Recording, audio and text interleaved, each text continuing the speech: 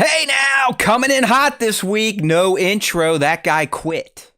So, hey now, welcome to the Star Wars Time Show. How do you like that?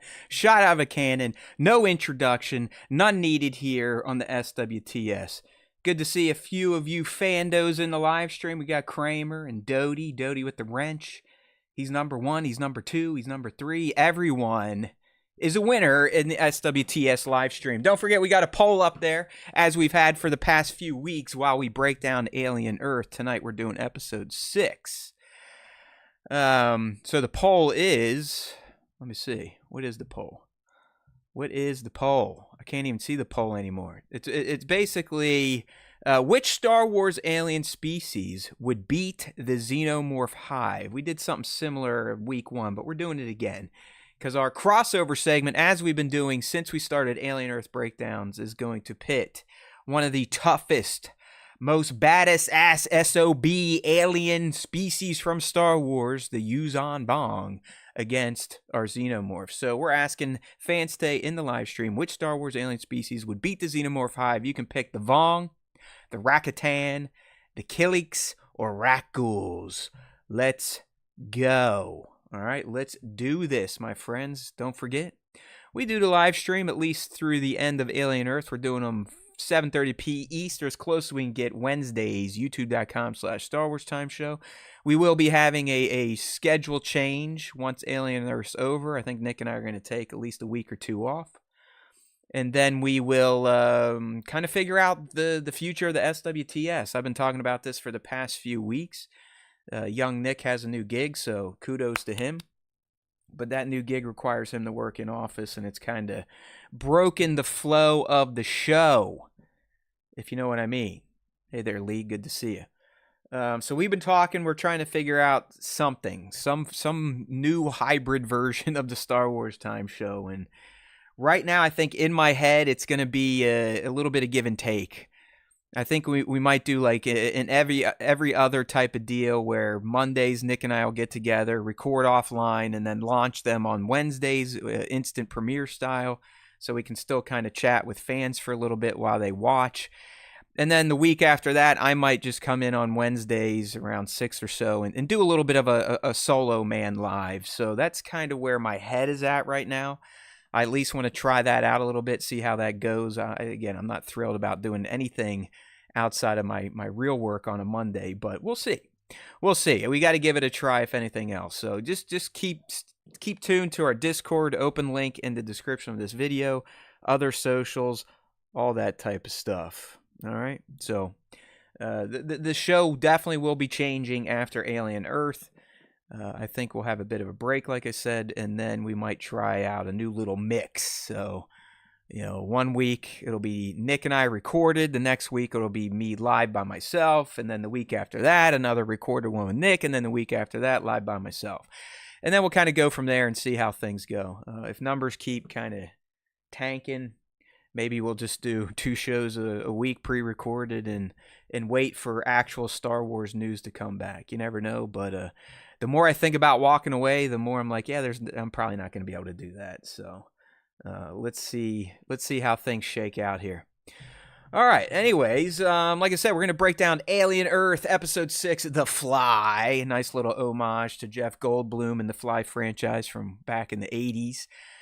Great episode, I thought, but we'll save that for our main segment. So, like we always do, a little Ask Me Anything time. Didn't get a bunch of questions this week, but you never know. Maybe some people will ask in the stream, but I'm always here to answer, as you know. Hopefully, young Nick will join us in another 25 minutes or so, and we'll get right to the alien talk. Lee coming in. Can you believe only 2 more episodes left of AE? Yeah, it goes quick. I mean, especially when you open with a double episode premiere, and these days, somehow it's become acceptable to only have 8 episodes in a season.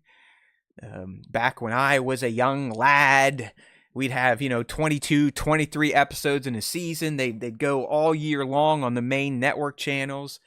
And then you'd wait all summer for them to come back and continue their stories. But that's just, hey, we are in the era of streaming. So these days at best we get, what, 8, maybe 10 episodes. If you're lucky, maybe a 12er. It kind of sucks. I mean, when you think about it, it's probably, I'd say around 8 to 9 hours of content. So not what we're used to when it comes to TV shows, but it's still high quality production, Alien Earth, and a lot of the other streaming shows too. They feel like movies broken up. So I guess there's that. It's expensive these days to make stuff for the talkie box. You know what I mean? League is saying no. She does not want to go back to 24 episodes. 10 to 12 is a nice balance. Yeah, listen, I don't know. I mean, I guess I'm just greedy. I want more, like Kylo Ren on the fields of Crate, shooting at his uncle, Ghost Luke. All right, fine, Kramer. You can team up with League on those that cadence. That works for me. All right, so let's get into some shiznat here, as they like to say. We're going to have a crossover segment too. You know, I know some people are always like, "Hey, dude, what's up? Why are you guys doing Alien?" Well, we're not just doing Alien. We've been doing a Star Wars crossover segment every freaking week. You know what I mean? So this week, we're going to kind of pit the Yuuzhan Vong versus Xenos. Mano e mano. Who's going to win? Is it going to be the biotech sporting Vong or the master killing machine in the Xenomorphs? We'll get there in a little bit. All right, but at this point in time, I think it's good time to break out. Ask me anything. Oh, League's got me going here. Yeah, but League, we bitch about this with Star Wars stuff. I mean, even some of these streamer shows, you're lucky to get an hour. You're lucky to get an hour. I mean, Alien Earth, they're clocking in an hour, but you got to sit through, 12 minutes of commercials? So it's just like the old days where, you'd have an hour-long show, but due to commercials, you're only getting 45 minutes or so. So, I mean, some of these streaming shows definitely are still right where network TV used to be. I know there's some that go a little over an hour. What was it? There's a series I just watched that had real long episodes. I know Stranger Things is one that does super long episodes. So who knows? Who we got in here? Prosthetic Head? All right, welcome, greetings. We got some Alien Earth breakdown coming for you. But first, we're going to do a little bit of Ask Me Anything. So let's go ahead and pop those questions up and see what the fans had to say here. Uh-oh, this one I might have to use ChatGPT right off the bat because you'll see here in a second the question I got. It's coming from the lovely Divided Skywalker, who's dealing with some personal stuff tonight. Just thanks for reaching out, D. But Divided is asking, what's your best dad joke? I hate to tell you, but I'm not one of those dads that really does those types of jokes. I mean, I like to kid around and do stuff like that, but I'm not really into dad jokes. So let's go ahead and let's ask ChatGPT, what is your best dad joke, and see what my digital companion has to say. You know what I mean? Come on. All right, here you go, D. I got it for you. My writer, my joke writer, just came through. He slid it under the scanner so I can see it. Why don't graveyards ever get overcrowded? Anybody? Because people are dying to get in. Oh, that was a good dad joke. That was a good dad joke. Or yeah, let's get another one. How about another one? This is kind of fun. I'll just do AI generated dad jokes for the next 10 minutes. Why can't a nose be 12 inches long? Anyone? Because then it would be a foot. Badoo. I am killing it today, people. Thanks for that prompt, Divided Skywalker. It's fun to do the dad comedy. All right, so we'll leave it at that, right? Should we leave it at that, or should we do one more? Why not go for the triumvirate, just like our Sith friends from KOTOR 2? One more, my friend. Give me another one. All right, here we go. I only know 25 letters of the alphabet. I don't know why. Bam! We are on fire over here at the SWTS tonight with our dad jokes. Thanks for coming. Don't forget to tip your waitress. All right, so that's that. Let's move on to the next question and ask me anything. If you want to get involved, and I hope you do, because the questions have been dying out as we've shifted a bit from Star Wars to Alien. But please check us out on our socials. We're on Instagram, TikTok, YouTube. We got our Discord. We put the prompt up. You just got to ask the question, and it's probably going to make the show. All right, who do we got next here? League of Extraordinary Sixthers. Since being an AMC member, do you rewatch the films when they drop digitally for free? So I think what League is asking is, I am an AMC A-list member, which means I get to see 4 movies a week at an AMC theater. And I try to go at least 1 movie a week. I did not make one last week because really nothing to see that fit my schedule. But yeah, League, I mean, a lot of times I do because, you know, I've got a kid, got a wife.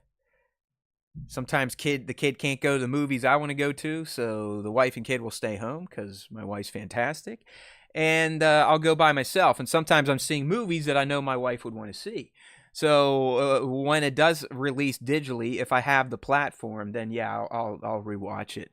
I have not done so with Thunderbolts yet, and I think there was one other, but a lot of the ones I go see by myself through AMC A-list, I definitely will watch again when they're free. Sinners is probably the most recent that comes to mind. I love that in theaters, and then when it hit Max, I definitely check that out.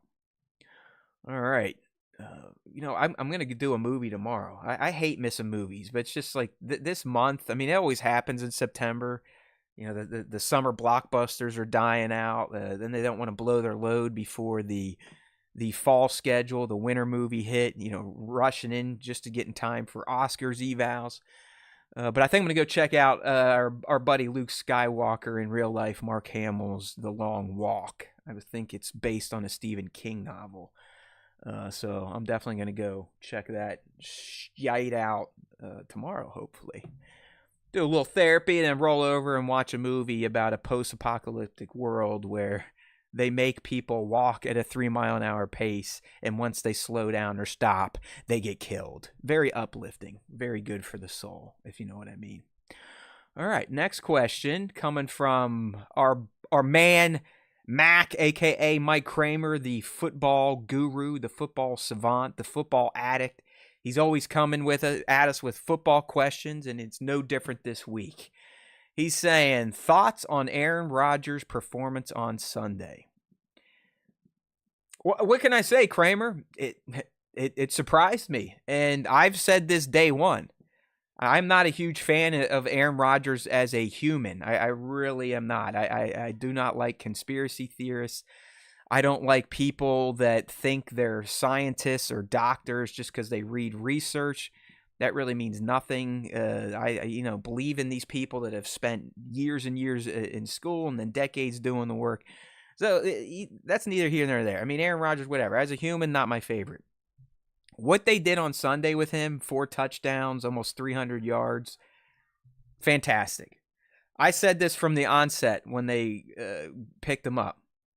I'm like, I'm good. I'm good because he's either gonna play way out of his ass and go nuts in his last year and pull something amazing off and maybe win them a playoff game, or dare I say, get him to the AFC Championship or the Super Bowl. I doubt it because their offensive line sucks. But anyways, if he's good, he's good. It doesn't hurt me. But if he's bad, it helps me too. Because then maybe we'll get some shakeups in the Steelers front office. Maybe Tomlin will finally get a chink in his armor. So I'm good either way. If he keeps playing the way he's playing, so be it. I'm not going to complain. Although I don't think it's sustainable because the offensive line is terrible. Steelers only rushed for 53 yards against the Jets, gave up 5 sacks. Broderick Jones, their left tackle, basically just does lookout blocks nonstop. So I don't think it's going to keep up. But hey, if he keeps playing out of his mind, then good for me. All right, then he follows up, Kramer, that is, saying, how did you do in fantasy football? I won. I kicked ass. I have Bijan on my team, so when you have a running back score almost 40 points, you're pretty much a shoe in the win. I started Lamar at my QB. My wide receivers were kind of a disappointment, but my kicker, defense, they all came through. So I am 1-0. Made some waiver wire picks this week. Got Debo. Picked up Michael Penix instead of using Kyler Murray. And who else did I get? I think Keon Coleman from the Bills. So we'll see. And then he's asking, also, who would win in a fight with the Yuuzhan Vong or the Yacha? What is the Yacha? I don't even know what the Yacha is. What is the Yacha? Yacha. I guess I need to look that up. What is the Yacha? All right, let's see what my digital companion says. Oh, okay. They're predators. Ah, I didn't know that. I didn't know they had an actual name, the Yacha. The Yacha. Very cool. Okay. All right, Kramer. I can get behind that. The Yacha are the predators. So he's asking the Yuuzhan Vong or the Yacha. Man, that is a tough call. Based on what I know about the Vong, I think I'm still gonna have to go with them, man. Like their bioweaponry and just their other powers they have, like their ability to not be affected by the Force. They're invisible to the Force. They've got amazing bioweapons and bio defense. They're very warlike, just like the Yacha. But if you notice, the Yacha, at least as we've seen them presented in most of the series we watch, they're fairly a solitary society. I mean, they're all about becoming a warrior, a predator on your own. So I don't know how well they fight together. So that also, in my opinion, would give the Vong a kind of a notch over the Yacha. Okay? So I like that question, though. And then he's asking Nick. Nick's not really going to be here for Ask Us Anything for a while. What's your job title at SXSW? He is the master marketer. All right. And that does it for Ask Me Anything. Remember, like I said, if you want to get involved, just look for the prompt on our socials. It's definitely going to be in the YouTube group. Just leave your question, and it will more than likely be answered. All right, just let me do a check. See, no Nick yet. All right, that's fine. That's to be expected. That is to be expected. But don't worry, I've got some other things to yammer on about here, such as this little story. Okay, you know, it's kind of apropos. All right, see you, Kramer. That we get a little story about Sigourney Weaver talking about her upcoming Star Wars role and confirming that someone pretty big in the Star Wars universe and in Hollywood in general is actually going to be in The Mandalorian Grogu. All right, so just to catch everyone up here, Sigourney Weaver is in The Mandalorian Grogu. It's been confirmed. It's official. I believe she's playing like a commander or a captain in the New Republic Navy.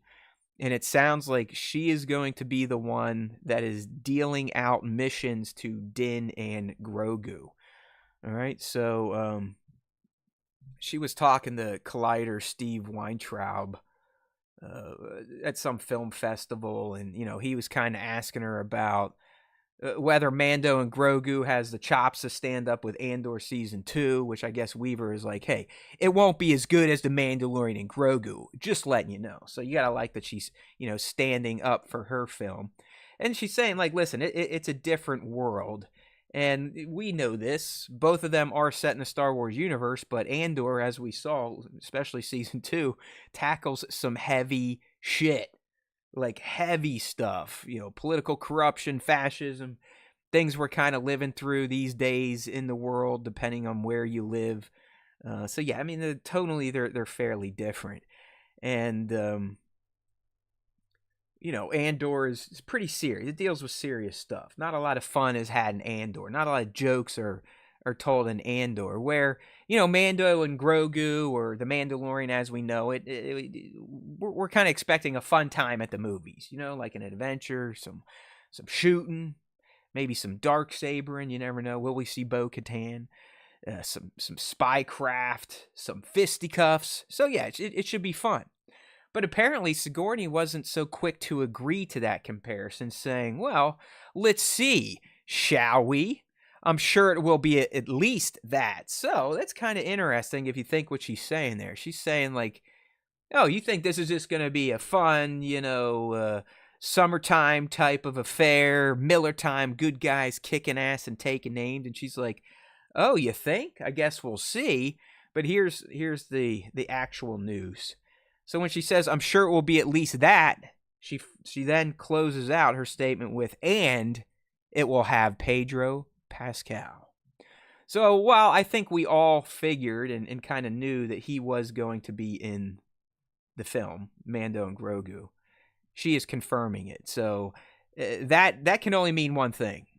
Din in this movie is going to be taking his helmet off for one reason or the other. And to me, that's intriguing because we know that he's still he's still very cult-like. He's definitely more with the Armorer Mandalorians than the Bo-Katan Mandalorians, even though they've all teamed up and sung Kumbaya at the end of Mandalorian Season 3. Is that why he takes his helmet off now? I don't know. I still think he's pretty religious about it. So why is he going to do it this time? Is it going to be another injury? Is it going to be one-on-one time with his apprentice, Din Grogu? I don't know, but it's intriguing, and it's nice to get it confirmed that, yes, indeed, our dude, Pedro, the man of many roles, Pascal, will indeed be in The Mandalorian and Grogu. Hey, Based and Brazen, good to see you, brother. It's been a few weeks. Hope you're doing all right. Welcome to the new late Star Wars time show, the solo Star Wars time show, if you will. Still doing what I can do by my lonesome. Nick will be here, though, hopefully right around 8 o'clock, and we can get into some Alien Earth Episode 6 breakdown. So good stuff here, man. I mean, it's like I said, it's very timely to be getting a news story, a Star Wars news story from Sigourney Weaver, who is our queen, literally, of the Alien franchise. Speaking of the Alien franchise, before we get into it, I do have one other Star Wars story to talk about, but I've been kind of going through and watching the old movies, and I realized I've already fucked up. I already effed up, okay? I started Alien, and I went right to Aliens, and then Alien 3, and I forgot that Alien Romulus now falls in between Alien and Aliens, so I skipped that one, so I kind of hate myself. I'm going to go back and watch it, because I did just finish Alien 3, which, not going to lie, it's still... I still struggle to call Alien 3 a good Alien movie. I think it's a great-looking film. I think it was one of David Fincher's first directorial movies, I believe. But I don't know. There's something off with it. I watched the special edition or extended edition where the alien now comes out of an ox instead of a dog, so it was all like CGI and goofy looking. The whole prison thing and the religion kind of drags on. You really don't even get alien action until halfway into it. I don't know. I mean, listen, it's still worth going through if you're on a rewatch, but Alien 3 just is not the best. Not the best at all. So, I don't know. I'll probably hit Romulus now and then finish up with the cult classic. Probably one of the sillier Alien movies, but what is it? Alien Resurrection. League she's saying I'm wrong. League really enjoyed Alien 3, but agrees the special effects are not aging well. Yeah, it's just like, if you think about the movie itself, it kind of starts on some bullshit. I mean, an egg is right there in the cryo chamber. Where'd that come from? How did they not see it on the ship after she defeated the Queen and aliens and then put everyone to cryo sleep? I mean, really? I even had to dig into this, and apparently the fandom, they're with me. It's called the mystery egg because there's really no explanation that makes sense for how it got there. Some fans have just settled on oh yeah, the Queen had a secondary egg-laying sac that no one saw, and she shit it out on the ship before Ripley, beat the tar out of her with that loader. It's like, okay, I mean, yeah, it's a movie and sure and whatever, sci-fi, but it's just, I don't know. It's they're asking us to really suspend our disbelief even further as we watch a movie about people in space fighting aliens. So that's that. I really do appreciate the Alien franchise, though. So much so, I'm even going to include the AVP-1 and AVP-2. Can't get enough of that stuff. All right, what do we got Based and Brazen saying here? Matt, I think I found an anime worth your time. It's about Vikings in an old England, and it's called Vinland Saga. All right, I like Vikings. I really love the Viking series that started out with, Travis Fimmel. That was a damn good series. Pretty violent for a TV series. That one is also well worth watching, although once he leaves and things kind of get scattered a bit, but it's a series that actually finishes out, so not worth watching. Then I think they had like a follow-up series of, Vikings 2, I believe on Netflix or something like that. All right, Base, if I can remember that, I'll check it out or drop that in Discord as a recommendation. Yeah, I don't know about Resurrection League. I need, like I said, I'm going to watch Alien Resurrection again. I know it's silly. This is the one where they somehow got DNA from that penal colony and recreated Ripley, and she ends up making that white alien baby that she loves, and Winona Ryder's in it. It's pretty wild. Ron Perlman's in it. We'll see. It's been so long since I watched that one, I can't remember how zany it is, but I'd imagine Resurrection is still considered the overall worst proper alien movie. So we'll see. We shall see. All right. Still not sure if we got Nick yet. No, do not see any Nick, so I'll keep going here. That's all right. It's not quite 8 yet. And we do have another little Star Wars thing to talk about before we get into Alien Earth Episode 6. Okay. So this one's pretty, I don't know. I don't know where we want to take this. I don't know what Tony's doing. I tend to trust Lord Gilroy, the creator of Andor. I mean, the dude has given us no reason to not believe what he's saying or not believe what he knows about things going on at Lucasfilm. He seems to be pretty transparent, and he doesn't seem to be one of those humans that screws around with, bullshit with the media, like teasing stories just to generate hype. So here's what he had to say. I guess he was talking on a podcast somewhere, and he said, there's some things that Lucasfilm is building that are really unusual, I think, and I think that lesson of letting your freak flag fly is being taken to heart. So you got to wonder, like, what the hell does that even mean? Really unusual things being worked on in terms of Star Wars projects over at Lucasfilm. It's intriguing to say the least. It definitely, tickles my taint, as they say. It excites my nipples, as they say. But what could he mean? I know, what was it, like 2 or 3 months ago, I think when we were talking about Andor, he popped off again. Like, he's like, yeah, I think Lucasfilm is developing some sort of Star Wars horror project. Is it zombie troopers? I don't know. But maybe that's also what he was hinting at when he said they're doing some really unusual things and they're letting their freak flag fly. So what else could they be getting into? I just don't know. I mean, is it just the horror project? Is it something different? Like a Star Wars What If?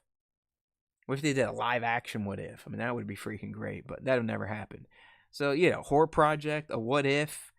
Apparently in the interview, Tony mentioned something like Vel and Clea from Andor doing some sort of Nazi Hunter spin-off series set after Return of the Jedi with Dedra as a Hannibal Lecter type character.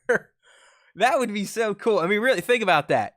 Val and Clea, I mean, Clea in particular, I think we all have a soft spot now for Clea after watching Andor Season 2. I mean, her along with Luthen, as a little kid, started the rebellion. I mean, they were the godfather and goddaughter of the rebellion. So it would be fantastic to see Vel and Clea using Deidre locked up as an informant to hunt down Imperial Remnant members. That would definitely qualify as an unusual project. So hopefully we get some news on this type of stuff, because it's pretty interesting what they or what Tony is kind of projecting or putting out there in these interviews. Again, he's saying there's some things that Lucasfilm is building that are really unusual, I think, and I think that lesson of letting your freak flag fly is being taken to heart. Now, I doubt Tony's working on any of these projects. Remember, he said he wants to get away from Star Wars after dedicating 5 years of his life to Andor. So these are probably all other creatives. I'm not clear if it's movies, TV shows, animation. But I like what he's saying, and as I said, I don't see Lord Gilroy as someone that pisses around with the media and will put nuggets out there that he knows isn't true. So I think we can take this to heart. It's just a matter of time before we start getting some reveals. Is it going to be in the spring? Is it going to be at D23? Who knows? But let's kind of keep our ears to the ground. Hey, look at this. We got a long timer coming back. JRO. How's it been, bro? Good to see you. Welcome to the later start Star Wars Time show that kicks off with myself while we wait for Nick to get back from work.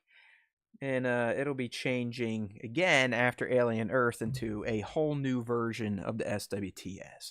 I don't think we're going to have new hosts, but the cadence of the show and the delivery of the show might be a little bit different.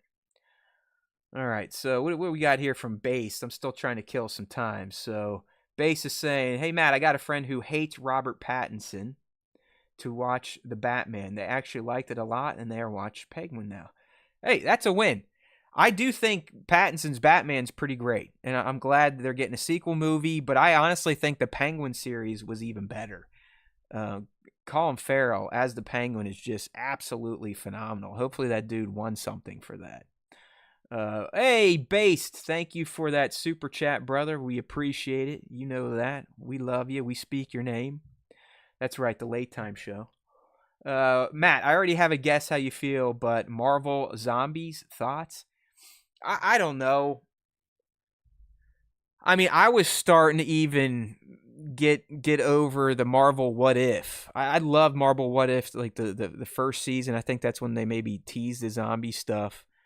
But by, season 2 and then 3, it just, I don't know, it kind of got a little clunky. Things were getting a little too crossovery.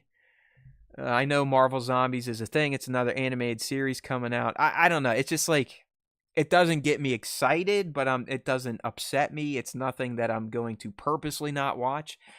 But I have skipped a lot of the recent Marvel TV. I've not watched Ironheart. I didn't watch Echo.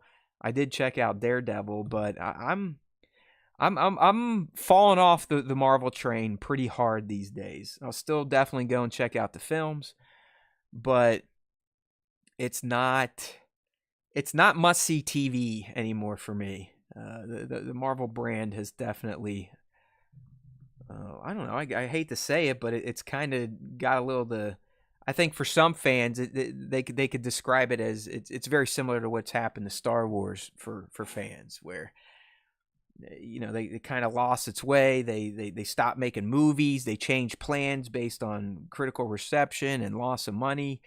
And both these franchises now just feel like they're treading water to find that magic again, something to suck in the old audience and hopefully bring in some new fans. So yeah, like Based is saying here in the live stream chat, it's DC's time to shine. The OG. I'm with you, man. I've always been a DC guy first and foremost. They were number one. I mean, come on. Are there two bigger comic book characters on the planet than Superman and Batman? Get some. I know young Nick hates the soups, but he's not here, so we can just sit there and talk shit. But yeah, I mean, I obviously love Gunn's Superman. I was a big fan of Peacemaker. I've not watched Peacemaker Season 2, but I'm sure it's pretty good. and I've heard there might be a pretty massive cameo to end things out. So hopefully DC does kind of fill the void of Star Wars and Marvel these days. All right. Still no. Uh-oh. All right. I think we got him. So let's go ahead and click on over. There he is. Young Nick has joined the show. How's it going? All right, not bad. Just working, He is a busy man on Wednesdays. That's why I was kind of telling him where we might be going in the future to alleviate these long nights for young Nick and myself. And hey, we got this week and 2 more, and then we're gonna plan out the future of the show. We've been powwowing at the end of shows to kind of figure out what we want to do. Nick has an idea. I've sat on it for about a week. I've got a counter proposal, so we'll see where things go. But we're not going to talk about that now. We're here to have fun. We're here to break down Alien Earth, Episode 6, The Fly, not starring Jeff Goldblum. Look at this. Nick, based in Brazen, has refound the show after our shift to 7:30, so it's been nice having him back in here. JRO also refound the show, and then Prosthetic Head found us as well. So all right, well, perfect timing, my friend. I'm ready to get into this episode. If you're ready to rock and roll, how's it sound? You ready to talk some Alien here? Let's do it. Let's talk. Right. Let's see what's going on in this show. Let's get it. Let's get the slideshow going. Like I said, I just have a slideshow playing as we talk. It's too difficult to load up screens anymore. I'm getting old and lazy, so we're just gonna let this thing every 10 seconds or so scroll through some of the screens, some of the stills from Alien Earth Episode 6. Well, Nick, since I've been talking for about 38 minutes, I'm going to take a little bit of break, and why don't you go ahead and lay down your initial thoughts, your review of The Fly. What'd you think about this one? We're finally back to the present timeline, no more flashbacks. What say you? Yeah, I mean, I thought it was, kind of interesting. I feel like this was another relatively slow episode. Not a ton of action. Obviously, we get the conversation between Yutani and Cavalier and see how that comes to. That's a great scene. Yeah, like how it comes to an end. So obviously we'll be talking spoilers here. So if you haven't seen it, spoiler alert. Bingo. But yeah, I mean, it was very interesting to see how that conversation went down, and essentially, like, Cavalier pulls out the legal workaround, and it's like, look, I agree with everything you say. Legally, I have a 6-week quarantine period where we need everything to be, corporate law, bro. Corporate law. We got to follow those rules and regulations. So it was really interesting seeing how that went down. And then ultimately, like, how the situation between Yutani and Cavalier is resolved. I'm sure that Yutani is not going to take that lying down, and we obviously know that Morrow is still like he's ready for war, bro. I mean, they're going to strike that island. I mean, I mean, that was probably her plan all along, going into those negotiations. Like, oh yeah, I'll sit there and deal with this guy just to make the corporate overlords happy, but I'm attacking this fuck. Yeah. I mean, I just don't think that there's any chance that like this is the end of the situation between Cavalier and just and 20 Yutani. billion extra, right? It's just 20 billion. Yeah.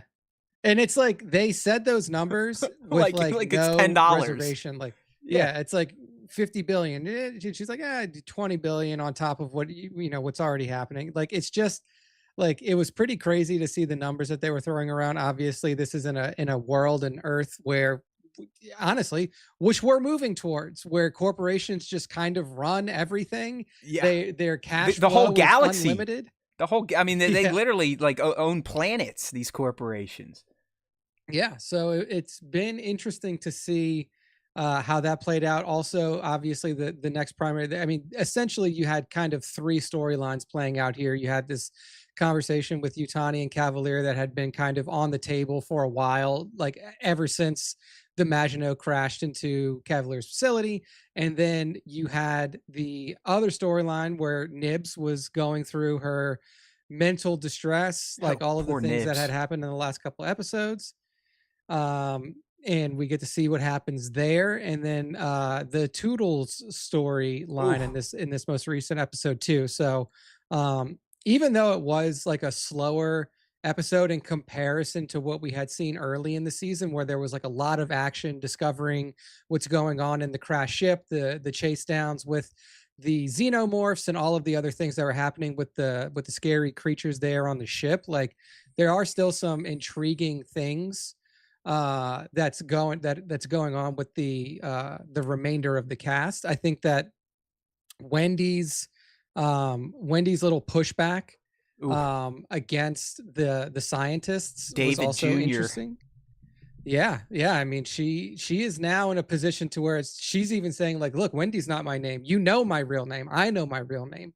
Call me by my real name. My real name is Marcy. And I like, Dude, it's been I wrote watching down Wendy is a full-on alien tree hugger. I mean, she loves alien species and thinks that they have just as many rights as her and the humans.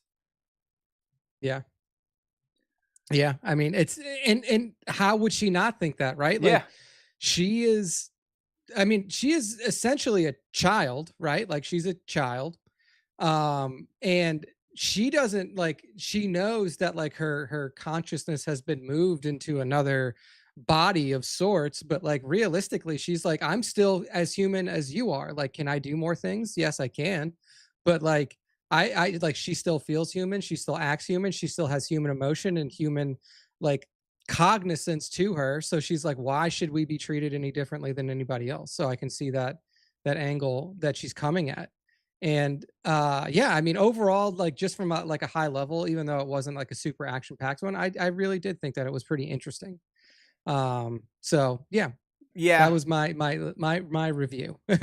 I'm with you, man. I mean, we kind of got our action-packed episode last week in that flashback, which was Noah Hawley's homage to Ridley Scott's Alien movie. So it was nice to come back to the present and kind of get some more information dumped on us, maybe a little bit more lore.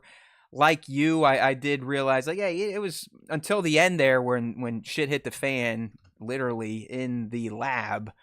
It was kind of a slow talky episode, but I really found the dialogue and the scenes with heavy dialogue in this episode to be fantastic. Nick talked about the hearing between the two corporations, and then you kind of had the mediator there. I fucking loved that scene. I thought everyone involved nailed it. Boy Cavalier's hubris is literally dripping off of him at all times at this point in time. I mean, when he walked in, and it was a great shot, by the way, they start at his dirty feet. I was like, oh, there's a prisoner being escorted somewhere. Because he literally looked like he's in like a prisoner garb, no shoes. He comes in, Yutani's all professional and serious, the mediator's all professional and serious. Then this jerk-off walks in, puts his dirty-ass feet up on the table, spread eagle, and he's like, let's go. And the guy's like, hey, we expect you to be professional. He from the get-go, he's interrupting Yutani. You can just see how, really, I mean, these are two evil people. They're overly corrupt. They are two of the most powerful people in the known galaxy, and they know it, and they know that they can do whatever the fuck they want. But they still have to abide by the corporate bylaws that manage the Five. And they mostly did, but I love the exchange. It just shows you, like I said, they detest each other, yet they play these corporate games. I mean, just when Yutani thought that she had Boy, he whipped out like, well, yeah, screw these guys. They're literally smuggling illegal aliens on the Earth. That's against our laws.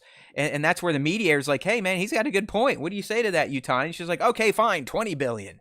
Give him back. Then he's like, no, remember, corporate bylaws, 6 weeks.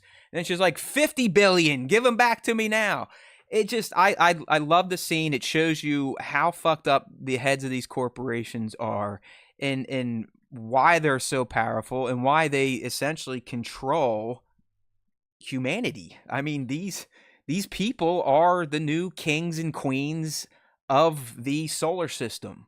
The Yeah. Alien franchise is their humans are beyond just Earth. I mean, they have off-world research facilities, like Yutani said, but it's all owned by corporations. There is no United States government anymore. You live in New Siam, that is owned by Prodigy, or you lived in Saturn, which is owned by Weyland Yutani. So I love that scene. And then another one, Nick, that really stood out to me came right after that, when we had Morrow and Kirsch in that uncomfortable elevator ride where they essentially talked mad shit to each other without raising their voice or throwing a punch.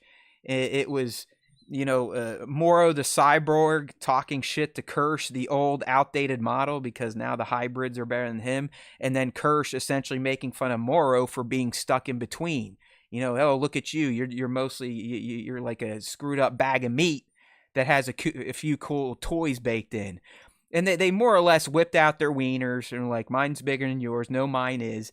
And it's inevitable at this point in time that these two are going to have a showdown, right, Nick? I mean, we're going to have a Kirsch v. Morrow battle, and I wonder who comes out on top. What do you think?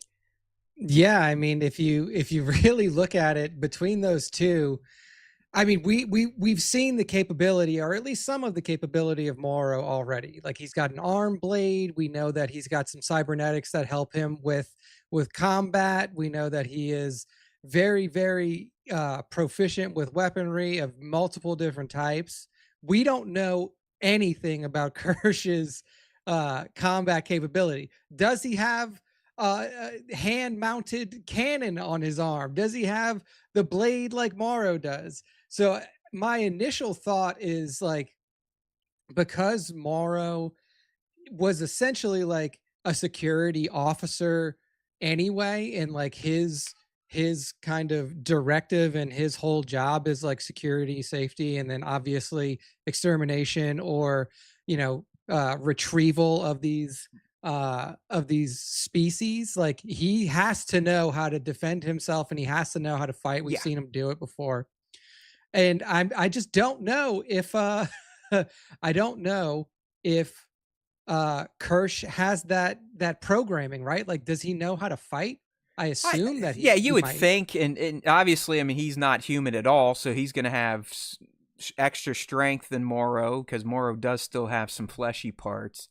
You probably can't kill Kirsch as easy as Morrow. I mean, Nick, I was talking before he came on. I just saw Alien 3, and there's a scene where she literally rips Bishop's, it's half his head and an arm out of a trash pile, and he still fires up and can think and compute and talk to her a little bit. So these damn androids in Alien are pretty resilient. But I'm telling you, people, it's inevitable. And we're going to talk more about Kirsch once I get through my mini review, because this guy, he has multiple ulterior motives, at least a major one based on how we saw him handle the end of this episode. So just to wrap my thoughts on it, I appreciated the pace. I think the dialogue scenes were great. The acting was fantastic.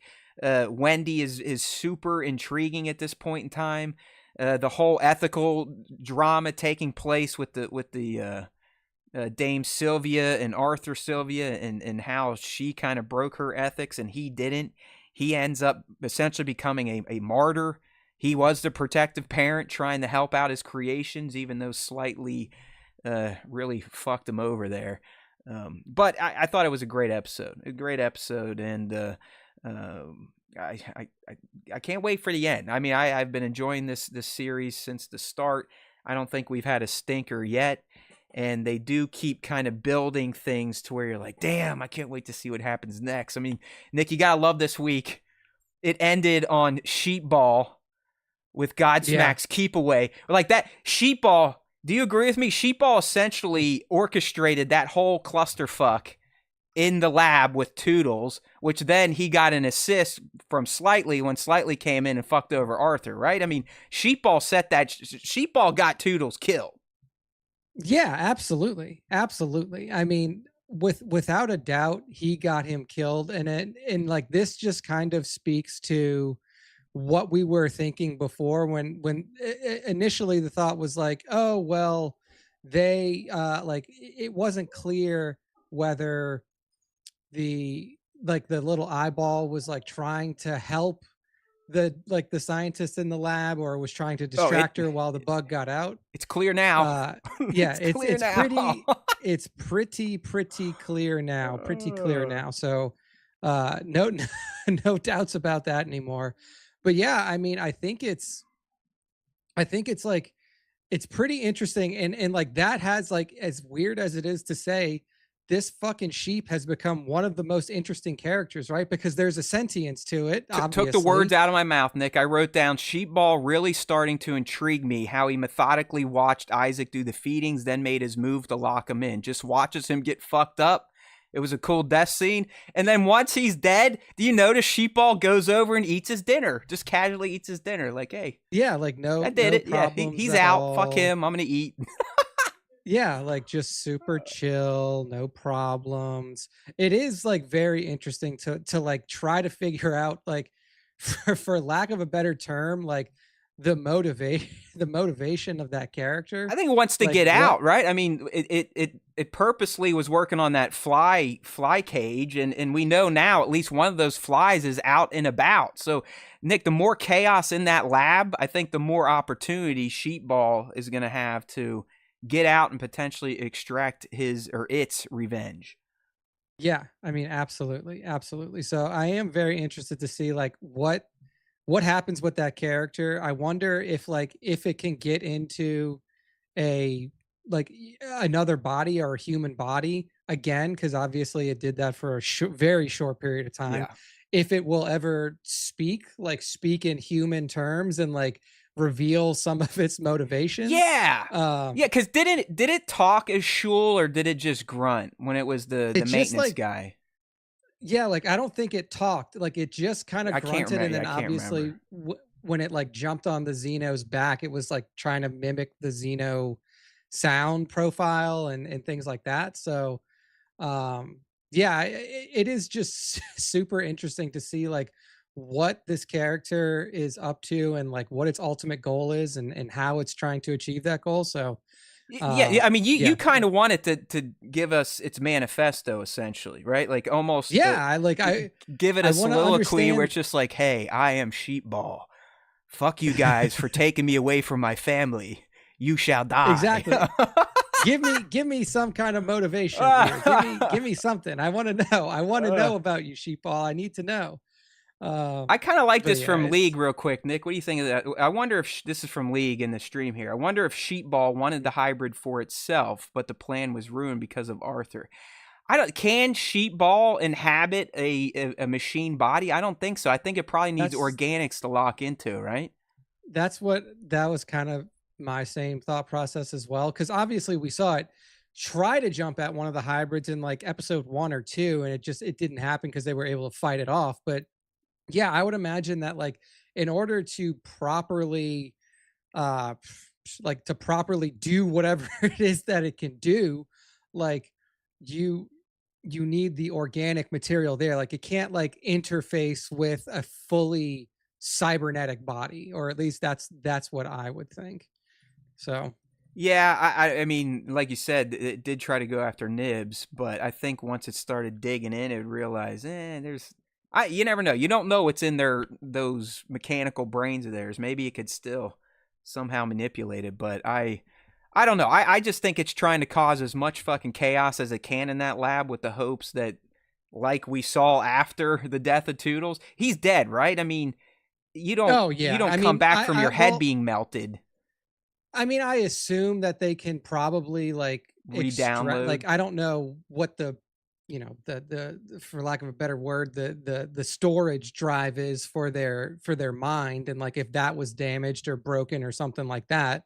But I gotta imagine that like that body at the very least is unusable at this point. Like I Yeah, I can't mean imagine that they can do they probably have anything a more with backup it. of their consciousness, but they need a whole other body, and I'm assuming these bodies probably cost couple trillion dollars. So who knows? But I think Toodles, aka Isaac, is toast. All right, let's kind of kick through some of the other things I wanted to talk about here.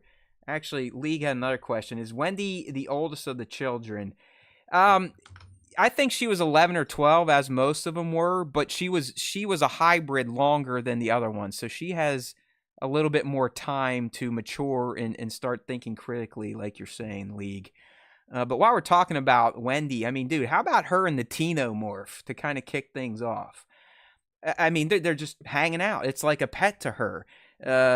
You know, the little guy got a little worked up, but she was able to kind of coo it down. And there's a genuine love from Wendy for the Xenomorph. In fact, a little bit later in the episode, Nick, I think she proposes to Hermit, like, hey, what if Xenomorphs could be good? And I guess I never thought about that. I mean, they've always been presented as mindless killing machines, but she does seem to have the ability to communicate and calm them, at least when they're behind protective glass. So Yeah. I mean, is the Xenomorph gonna, has it bonded with her, Nick? If it gets out, will she protect it, and will it protect her?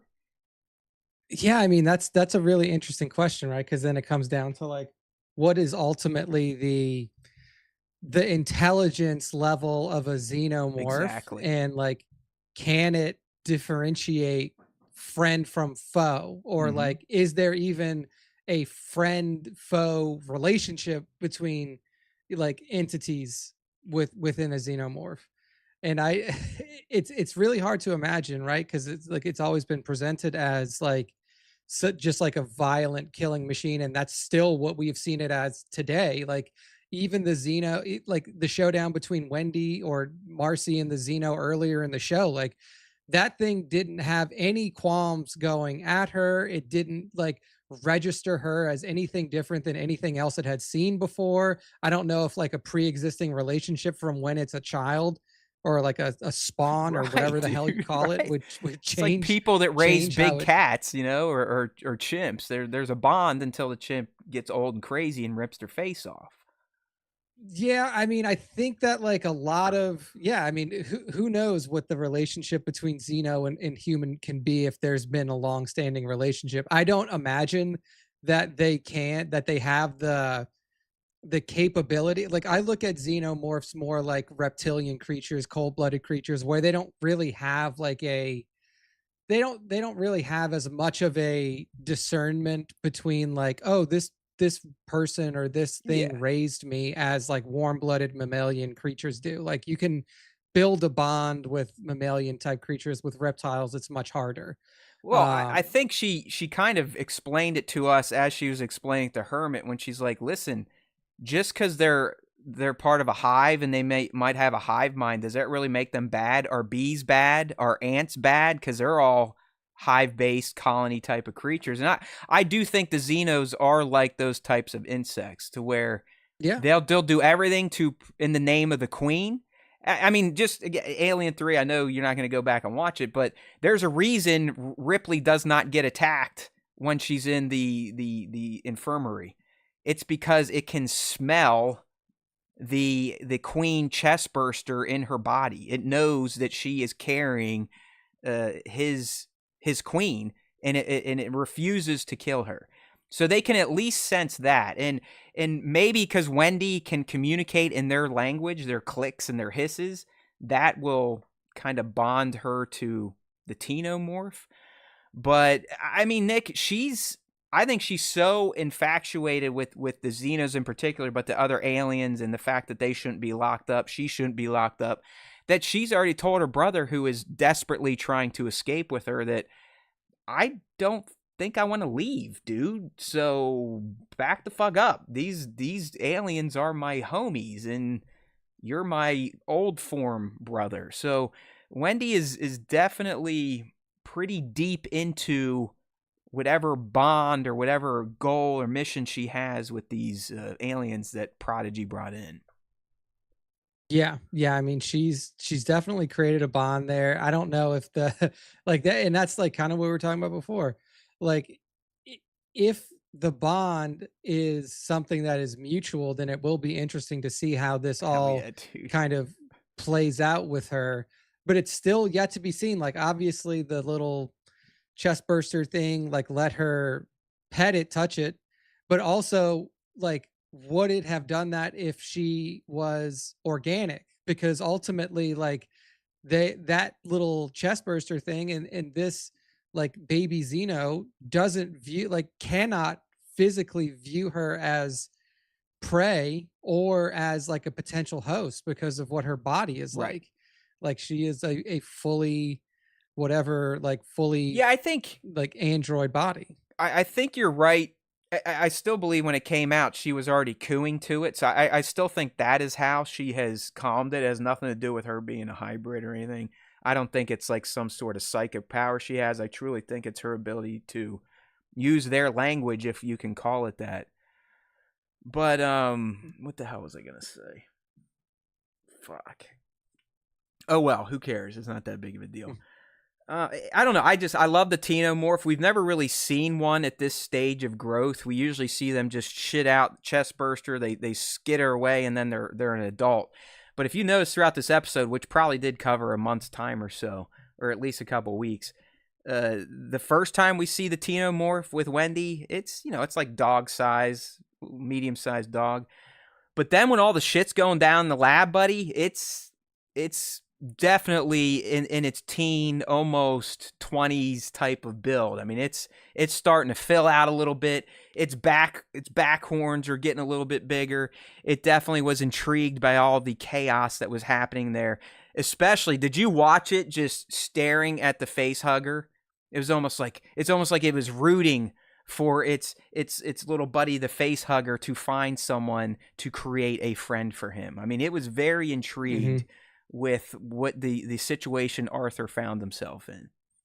Yeah, absolutely. So, yeah, I mean, it's so interesting the way that this show is progressing, right? Like, there's so many questions that we've had around, like, how is this going to get taken care of? We assume that everything's going to get nuked, right? Like, it seems like thanks, Divided, for the tip. We appreciate you. I know you got some business to attend to, so thanks for stopping by. Sorry, Nick. We get paid. I got to cut you off. I'm sorry. That's right. Thank you, Divided, as always. But yeah, I mean, I think that like what I've started to think about in this show is like there's so much stuff here that like is incongruent with like the established alien canon, like you've said before. Yeah, just I've forgotten all that shit, man. At this point, it's not worth spinning our tires on. And I really wonder if this show is like an alternate, like in an alternate reality or alternate dimension, just because of how it's Earth 10 alien.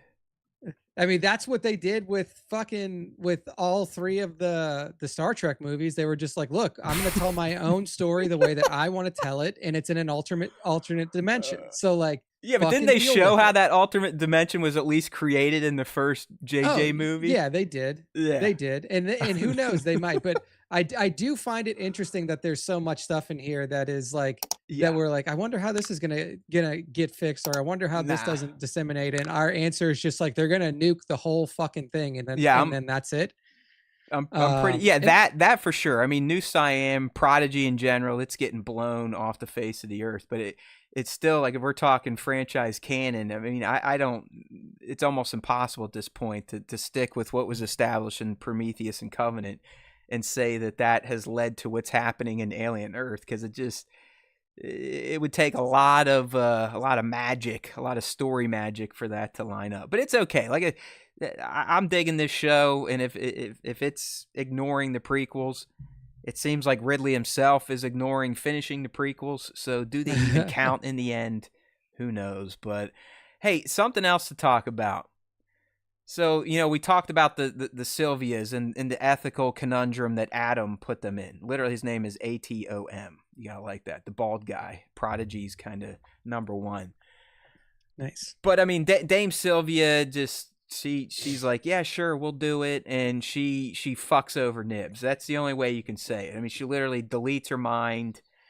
And what I want to ask you, did you find it odd that no one, including the Dame, prepped Wendy for what they did to Nibs? Because I wrote down in my journal, I mean, Wendy already screws Nibs up after she wakes up after the memory wipe by going like, what do you mean you don't remember that? What do you mean you didn't know you were pregnant? This, that, and then Nibs is like, what the fuck's going on with me? You know, it's like she's having a bad trip moment.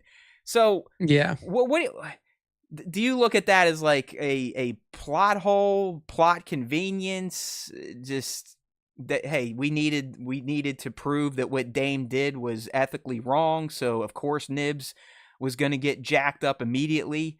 I mean, did you find that was kind of weird that no one got to Wendy and be like, hey, by the way, she had a glitch, we had to delete some memories, so don't bring up that she was saying she was pregnant.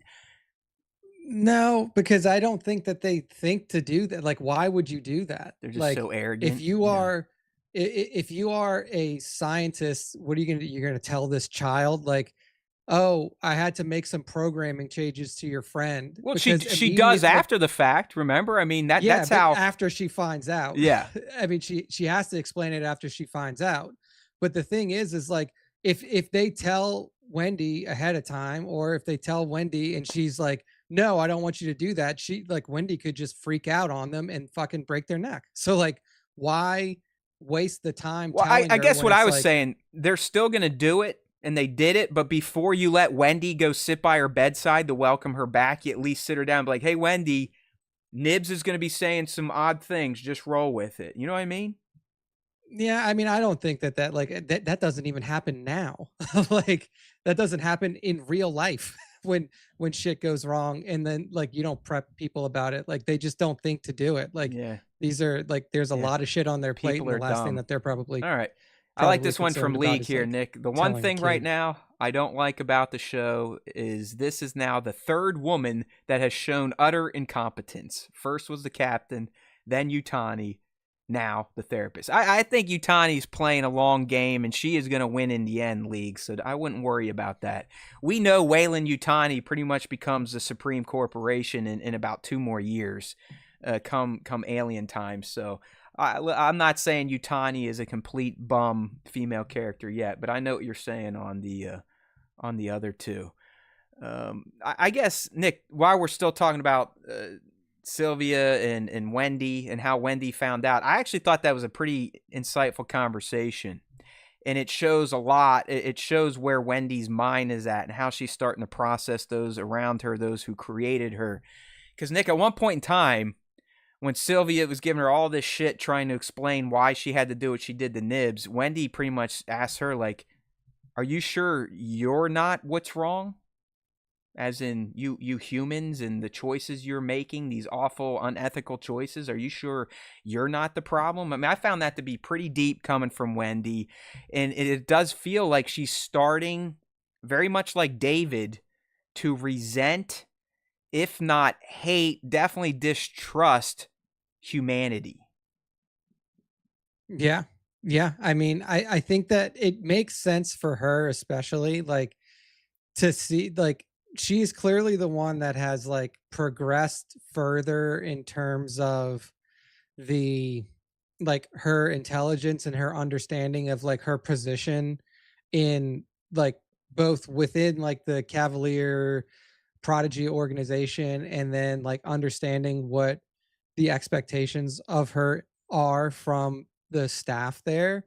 And clearly she is a person that likes to make connections, and like, even at her young age, like 11, I think she was like third, like 11 at most, right? I think she was 11 years old. Like, she had like an intelligence about her that was a little bit more pronounced than the other kids, and now she's starting to really unlock some of that, like some of her autonomy. And you can see that coming through in conversations and how she interacts with the people around her. Like, she's obviously been put in a leadership position over all of the other hybrids. And then now she is like basically looked at as like a member of the Prodigy staff to a certain degree because of how much trust that they've put in her.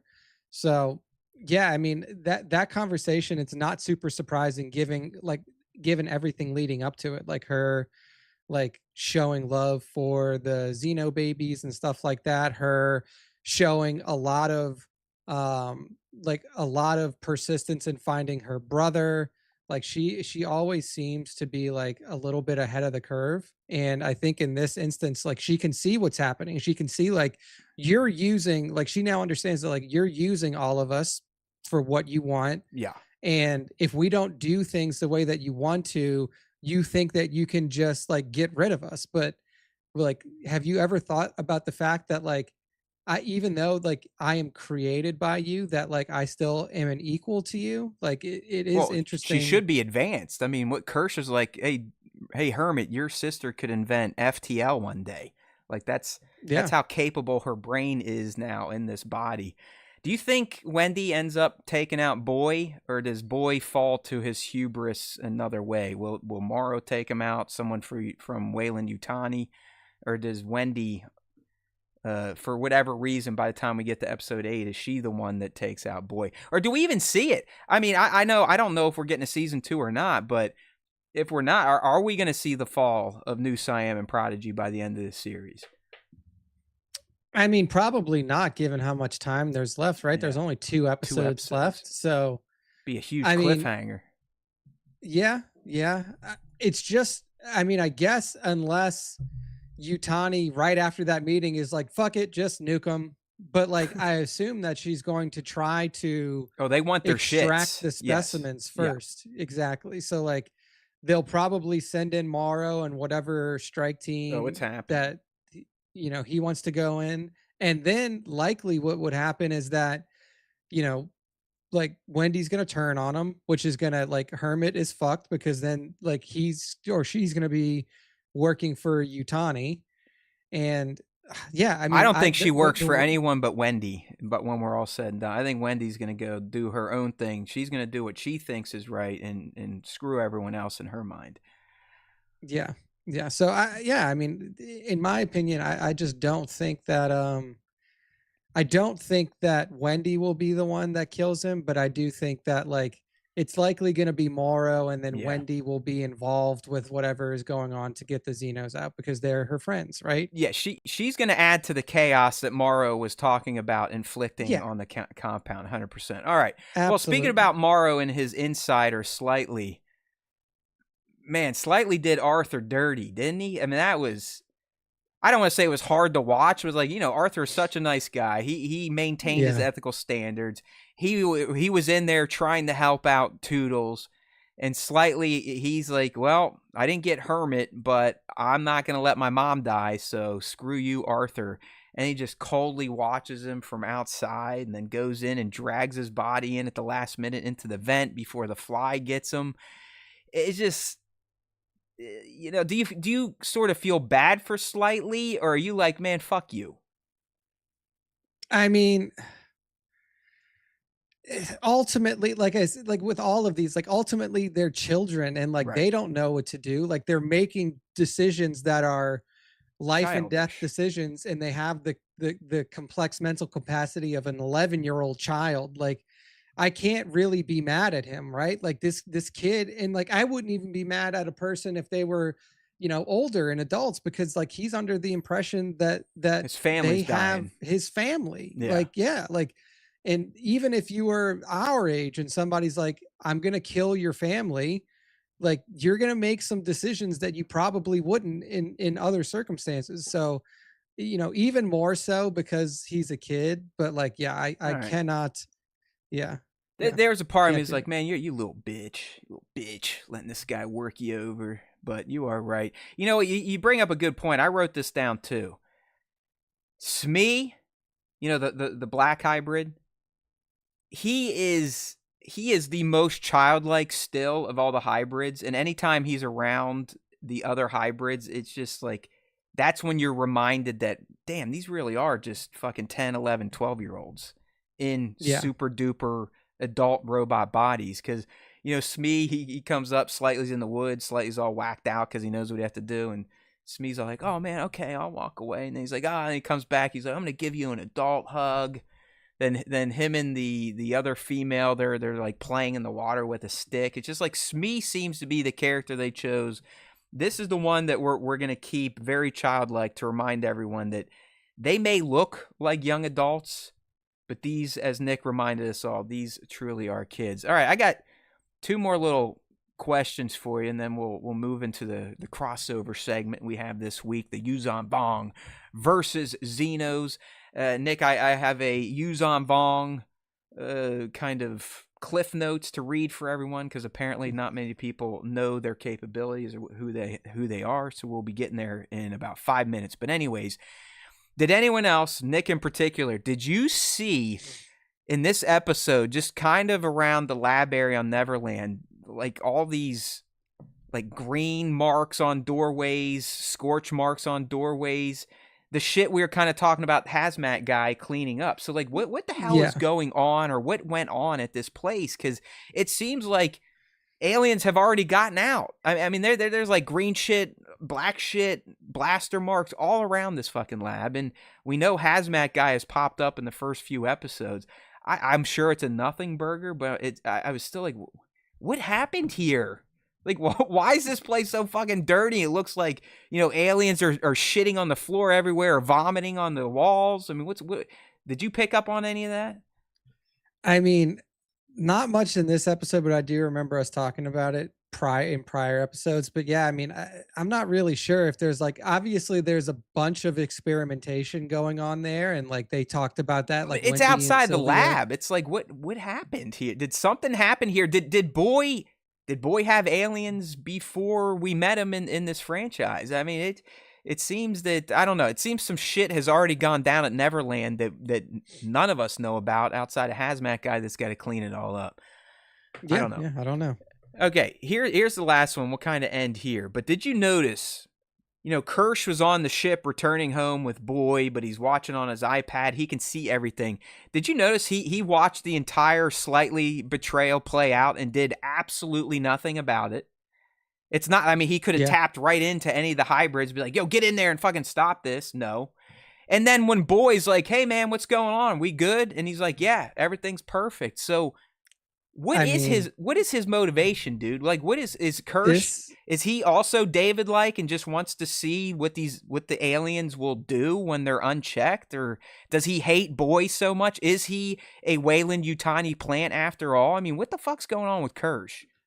I mean, I think, like, obviously we had talked about the possibility of androids just having a superiority complex to humans, and regardless of whether they're like within the David network or not, like the dad just basically wanting to say like, hey, look, they're not going to fuck with us, right? Like, like these things have no interest in me as an organism. Like they can't implant in me. They're not going to fuck with me. They're not going to try to kill. I mean, I guess outside of Tang.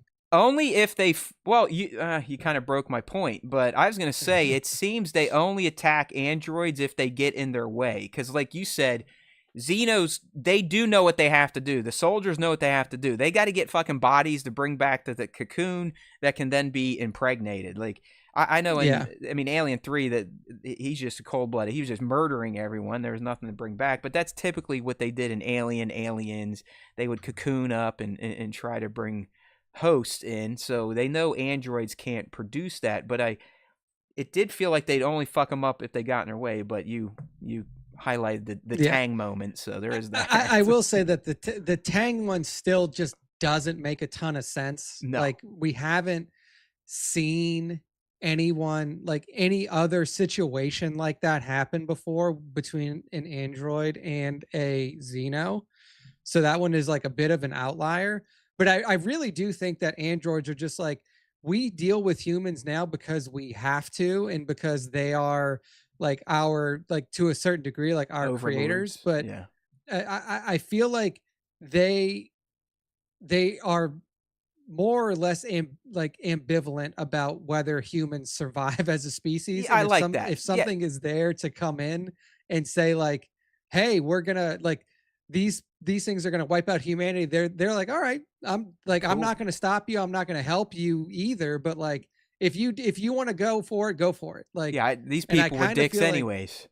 I kind of feel like that's what Kirsch's stance is right now. He's just like, whatever, man. Like, he's clearly very scientific, so he is watching experiments play out in real time. He's not necessarily using the scientific method like he told Toodles to do, but maybe he is. I mean, it I guess it is a somewhat controlled experiment. So, all right.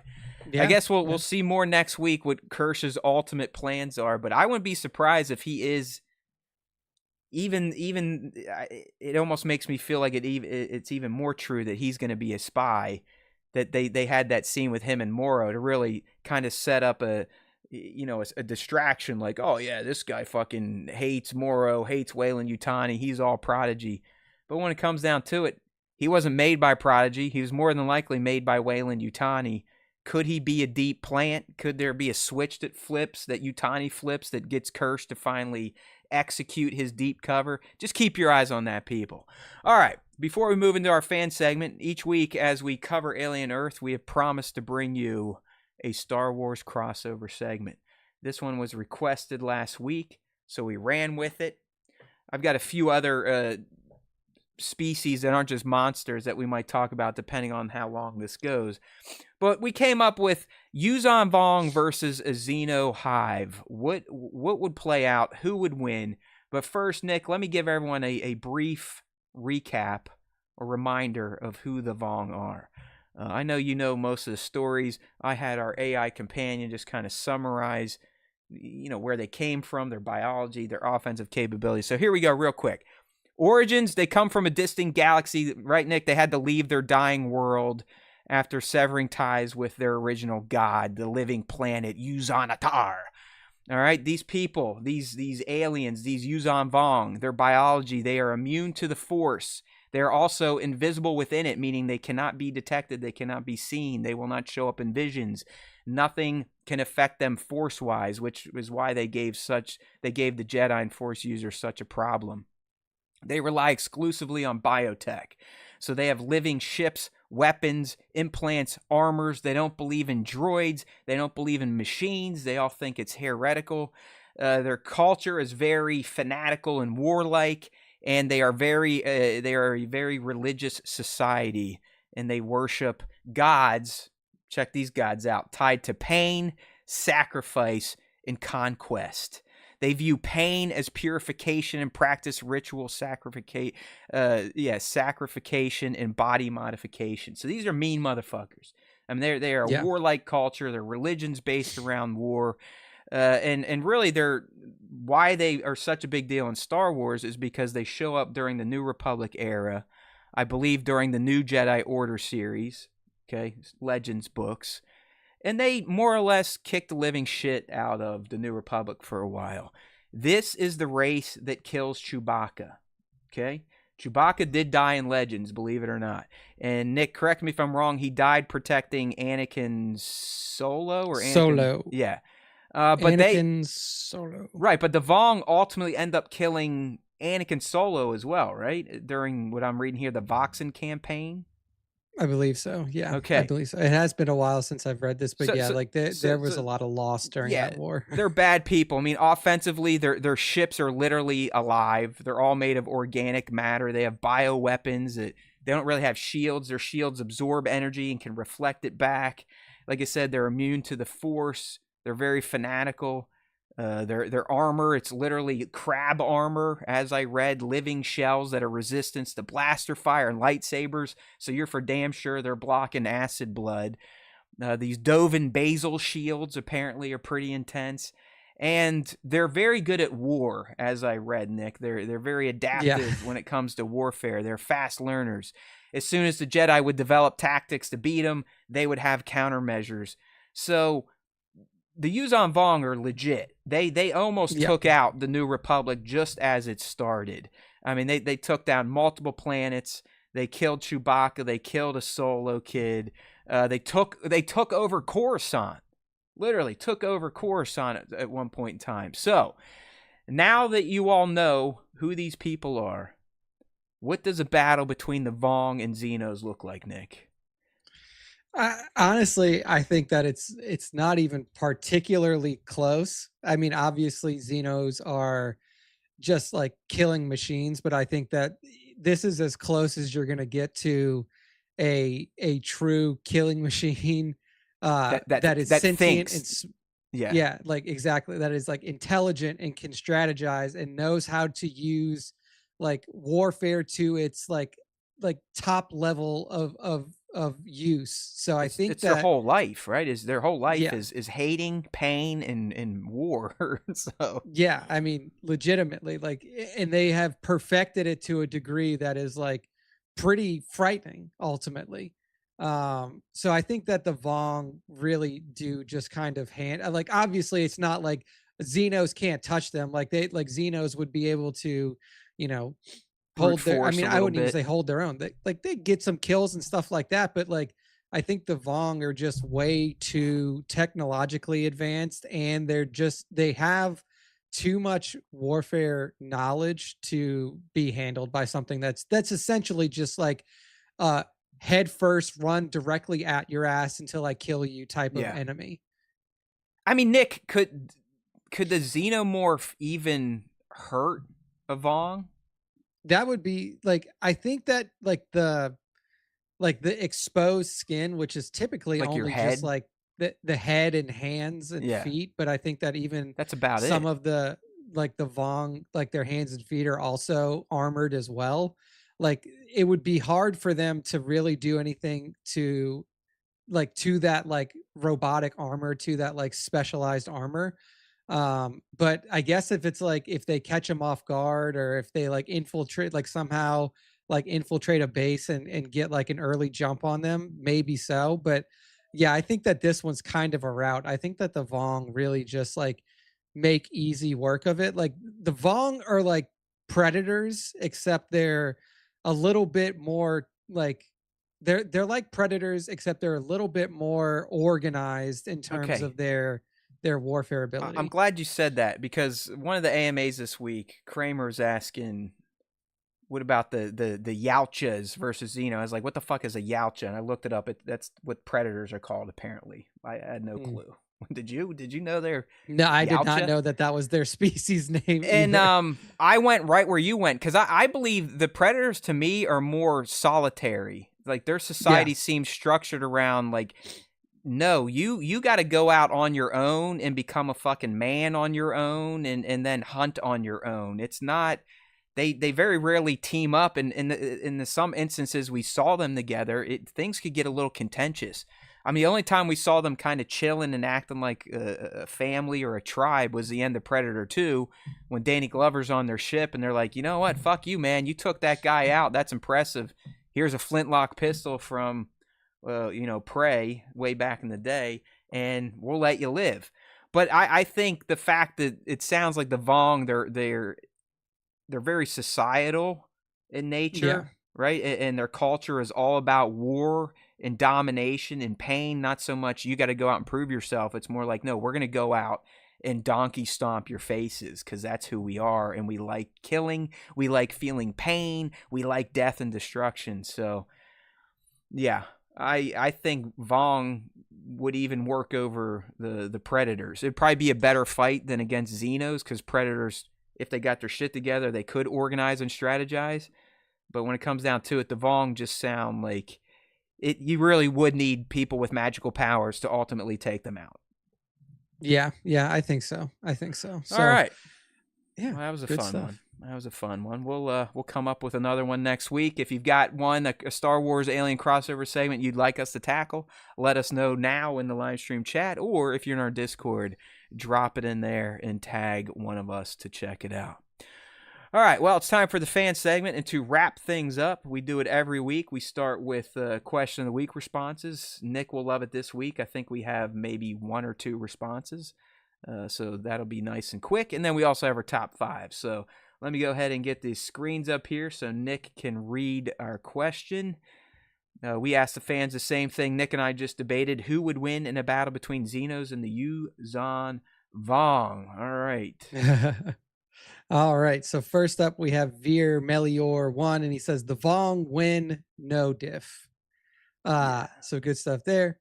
Mac Michael Kramer, he says, oh, that's tough. The Yuuzhan Vong win. And then Divided Skywalker, she says, can't wait to hear Matt and Nick tell us all about this species, because this isn't even ringing a bell for me right now. Please educate me, Jedi Masters. Well, there you go. You get what you pay for, Divided. I did that for you, and you're 555. So there you go. You So, got but yeah, learned. I mean, I will say that, the Yuuzhan Vong are definitely especially at this point, like a very far I removed mean, it's species from 22 Star years Wars. ago, right? Would have been the last Yeah, time they were in a book. So exactly. And it was like, again, like you just said, it was a book.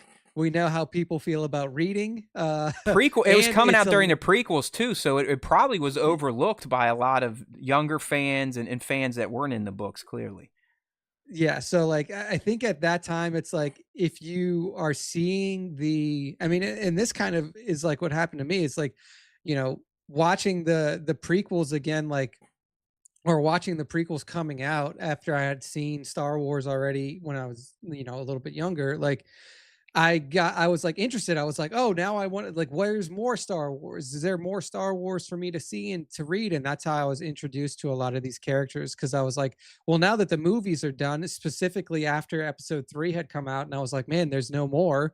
That's when I really dove headfirst into, like, the books and, like, just doing, like, deep Wikipedia research on things and everything like that. So, yeah, I mean, at this point though, it's Legends, it's 22 years old. Like, you don't even have like an easy way to find it if you don't know where it is, because the books aren't called like Star Wars Yuuzhan Vong War. It's the Dark Nest trilogy. So like you don't even really know what to yeah. look for if you're looking for it. Well, I'm gonna need some Um, help because I don't know if I revealed to you. I might have. I've started reading again for the oh, first there you time in go. over a decade, I'd say, and I'm starting with the foundation novels from Lord Asimov, the literally god of science fiction, and I'm liking Nice. it. I actually like. It's a real book too. Like it's you hold it in your hands and you flip pages and shit like that. You got to carry it with you. I didn't even do digital or audio. But I'm like, you know what? These people are right, man. Words and shit really are good. Like I forgot how fucking good a book can be, especially if it's in my wheelhouse. Like I love science fiction. It's just it's not even close. Science fiction, fantasy.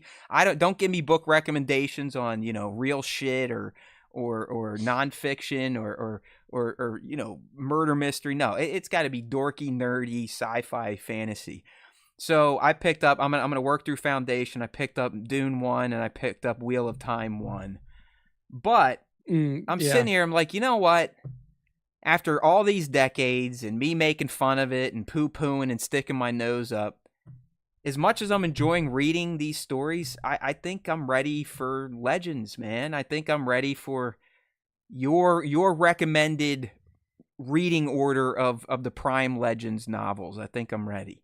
It's going to take a while Yeah. because I got to get through Foundation, some of this other stuff first. But one of these days, I'm going to hit you up. I need to know what I need to do. Is it Bane? Is it this Darkness? Is it the Thrawn stuff? But I think I am ready.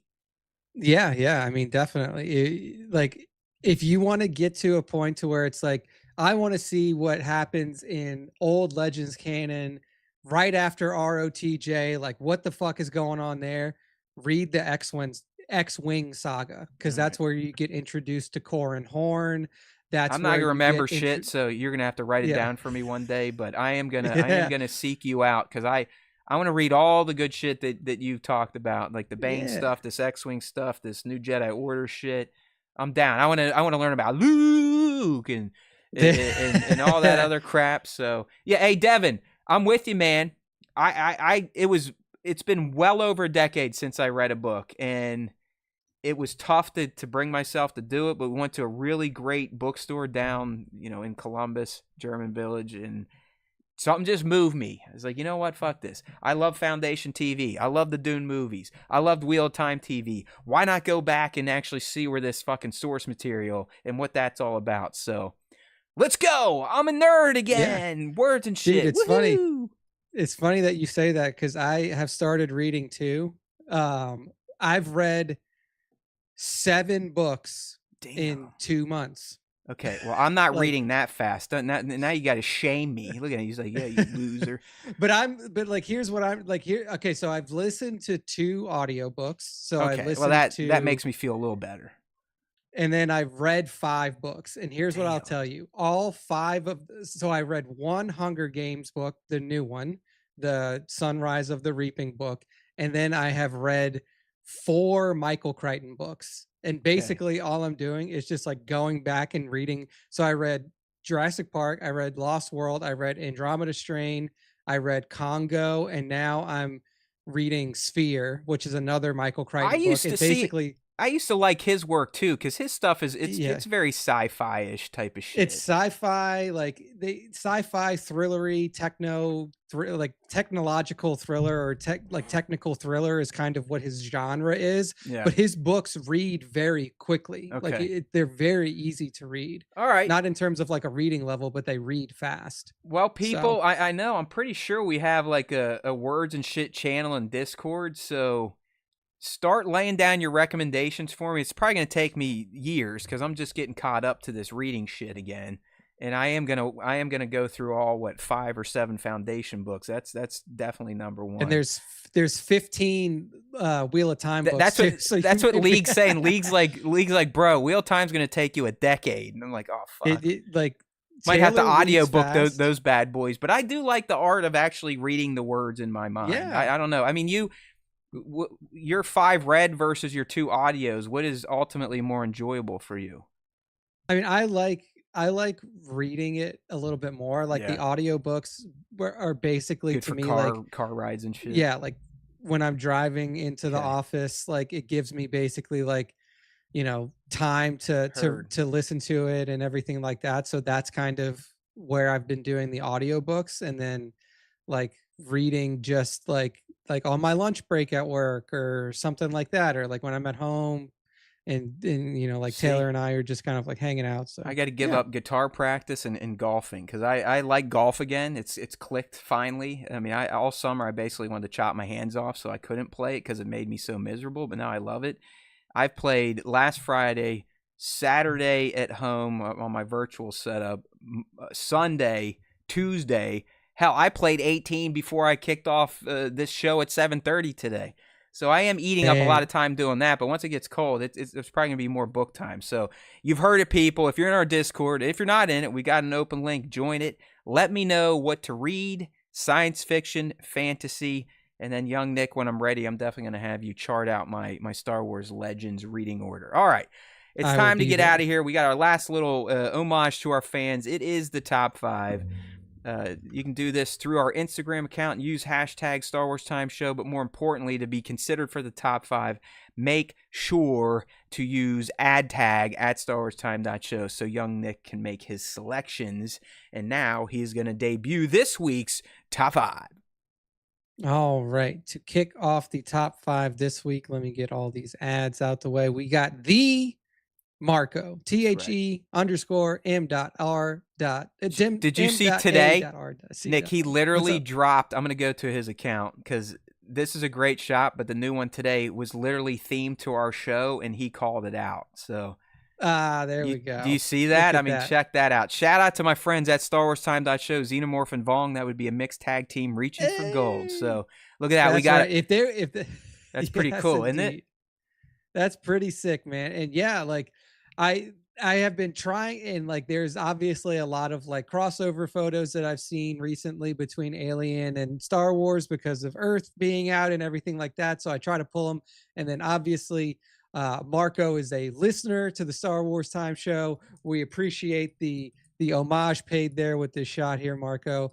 And hey, we're gonna give you your time in the sun with this other one, which is showing our good buddy Mando Din Djarin taking on a Xenomorph. And guess what? It looks like Mando's pistol does the job, can penetrate that Xeno exoskeleton, and he is surviving. Looks like his Beskar armor was able to fend off any of the acid blood and stuff like that coming from the Xeno.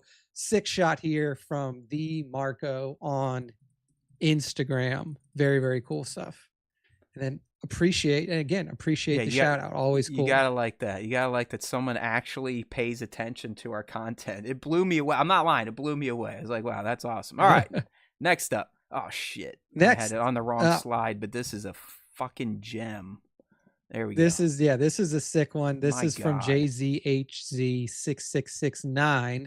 JZHZ has just been pumping out incredible content for months and months now. We always have a feature of JZHZ every so often on the top 5, and this one here definitely earns its spot. We see Maul himself taking the throne, the Mandalorian throne, during his time as the I guess you would say the rightful leader of Mandalore, right? Yeah. Like when he No, I actually actually think became, this is like a scene remake from Rebels. yeah, yeah. So like you see Maul on the throne there, and not only did JZHZ get this Or fucking Clone sick Wars, shot, not Rebels, sorry. he was able to get it printed, give it to Sam There it Witwer. is. Sam signed it, and then he has it framed now. I mean, what a badass Pretty shot. sweet. What a badass setup here. I mean, JZHZ really made this one pop, stand out, look absolutely professional. Yeah, it's And then great. getting the signature of Maul himself, what else could you ask for? Yeah, I mean, honestly, I was gonna ask Jay-Z for a wall hanger, but I don't need the one that's signed. You can send an unsigned version. That's okay. But it's fantastic. JZHZ6669 on Instagram. That's right. Next up, we have Dank Look at Ferric this. Toys. Dank is one of our faves. This one is obviously a very poignant shot here with young Anakin Skywalker, and I believe that this is Shmi, right? his mother, Shmi. Yeah, Shmi I mean, it dog. kind of looks like, yeah, it's probably Shmi. It kind of looks like Leia from the back of her head, but it's Shmi and Annie works. standing there, standing there on the dunes Look, Mommy, of Tatooine. there's 2 suns up in the sky. And it's all in, so like always in my heart, or always in your heart, is siempre en su corazón. And then You can read I that don't shit? I mean, like, I know some Spanish. I took Spanish when I took 5 years of Spanish when I was in high school, so some of it still sticks around in my head. Don't speak it when you're out in public these days, buddy. Yeah, I might. Yeah, you know how our country is now. But I wish I could translate the other tagline here. Let me see if I can do a quick dump into Google Translate. Oh crap! And I just see if clicked on it it. It went to like a different website. Oh man, You let get me it? see. Google Translate. Let's see, Because I would like to give you guys. What does this mean? Yes. All right, There come you on, go. chat. You can't stop the change any more Yeah. than you can stop the suns from setting. Sun from setting. Beautiful, beautiful sentiment. Hold on, there. dude. Hold on. I got extra context. It's a Spanish version of a famous Star Wars quote from Shmi Skywalker in The Phantom Menace. Oh yeah, that is true. She did say that All to right. Anakin. Okay. When Okay. like as he was like leaving. No So, idea. There we go. All right. Sweet. Okay. Beautiful stuff. So great shot of mother and son on probably the eve of Anakin's departure. There we go. And yeah, good stuff from Dank Ferric Toys. All right, next up we got Clone Trooper Pho, or Pho, whichever it is.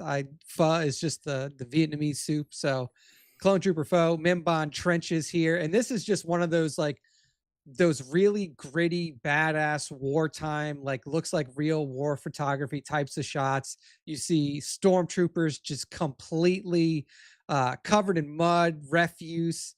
The war is raging, explosions in the background. You can see Mimban trooper standing in the background, returning fire on what is essentially probably either Mimban rebels or any other foes they may be going against. It's just one of those shots where it looks like this would be something that came directly from the battlefield. So the sparkling ball bokeh is a great touch. I wonder if Clone Trooper Pho is a disciple of one Sir Dork, but it's a great looking shot. Awesome low light. Definitely captures the horrors of war. Check them out. Clone_Trooper_Pho on Instagram. That's right. And to close out this week's top 5, we got articulated plastic, and that's right, it's the movie stars. It's Din Grogu and Din Djarin, and they are jetpacking their way out of an explosion happening. It looks like somewhere probably on Navarro, Tatooine. It looks like it's some sort of like stone-based hovel homestead. But yeah, I mean, this is just a sick ass shot. Like the flying, the posing for the flying on Din, little Grogu being tucked in the little messenger bag, the fire effects on both the jetpack and the lit up cotton balls in the background, giving you that like explosion effect. Absolutely sick looking shot here from articulated That is one of the plastic. greatest tricks of toy photography is the lit up cotton ball that kind of is like has gray or black coloring on it. I mean, just I'm looking Yep. at some of the raw shots here on the stream. It's such a good explosion effect. Practical, you gotta love it. Articulated _ plastic on Instagram. That's right, and that is the end of the top 5, and that is at the end of our show for this week. So Matt, go ahead and close us out. Woot woot. All right, everyone. Thanks for tuning in, as always, to the new time slot we've been rolling with to cover Alien Earth. It's been fun talking Alien. We always like talking Star Wars, so we fold in that crossover segment. Like I said, if you're in the Discord or here, or want to leave a comment on the video to let us know a crossover segment for next week, we'd love to hear it.